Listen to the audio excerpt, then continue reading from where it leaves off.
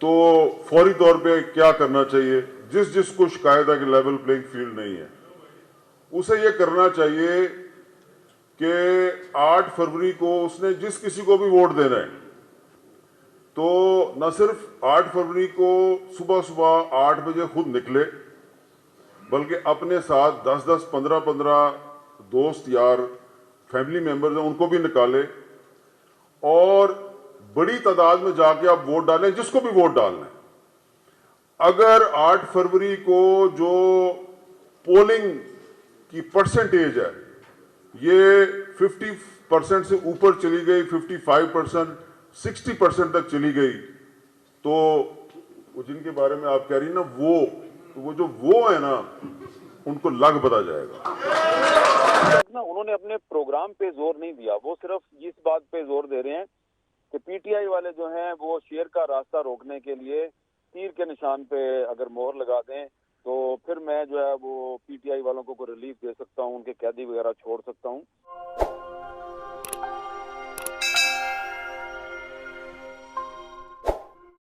بسم اللہ الرحمن الرحیم۔ السلام علیکم ناظرین۔ کیا یہ دوسری جماعتیں اندھی ہو چکی ہیں یا ان کو سمجھ نہیں آتی یا ان کو اندھا کیا جا چکا ہے، ان کو ناسمجھ کر دیا گیا ہے؟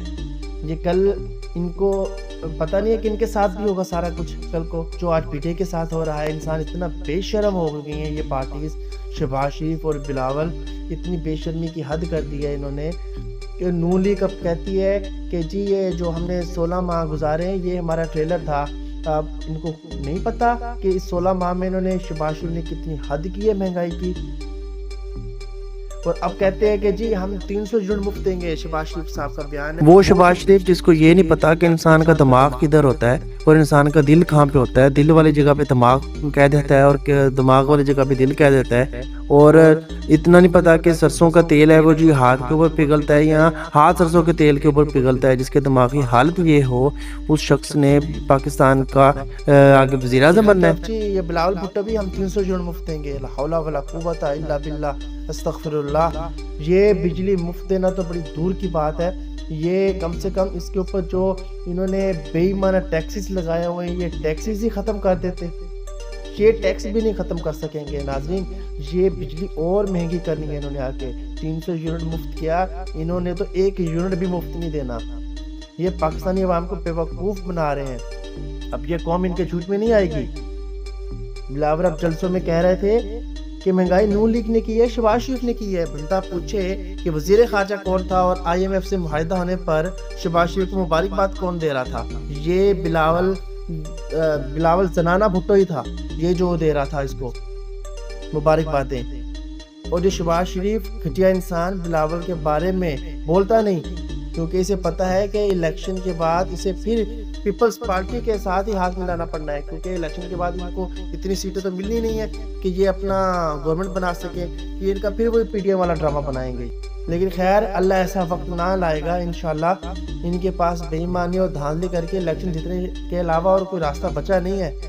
اب جس سائفر میں عمران خان کو سزا دینے والے ہیں، دینے کی بات کر رہے ہیں، وہ تو تھا ہی ظلم۔ ایک تو عمران خان پہ ظلم کیا سائفر نے، اور اب اسی میں اس کو سزا دے رہے ہیں۔ حامد میر جیسے تجزیہ کار بھی سچ بولنے لگے ہیں۔ حامد میر کا کہنا تھا کہ بلاول کس منہ سے پی ٹی آئی ورکرز کا ووٹ مانگ رہے ہیں، اسے پتہ نہیں کہ پیپلز پارٹی کو ووٹ نہیں ملنے والا۔ تو اب بلاول بھٹو صاحب پی ٹی آئی ورکرز کو کہہ رہے ہیں کہ پی ٹی آئی والے مجھے ووٹ دے کر نون لیگ کا راستہ روکے اور پھر میں کچھ کروں گا، یعنی کہ میں عمران خان کو رہا کروا دوں گا، وہ جیل والے معاملہ جی حل کروا دوں گا۔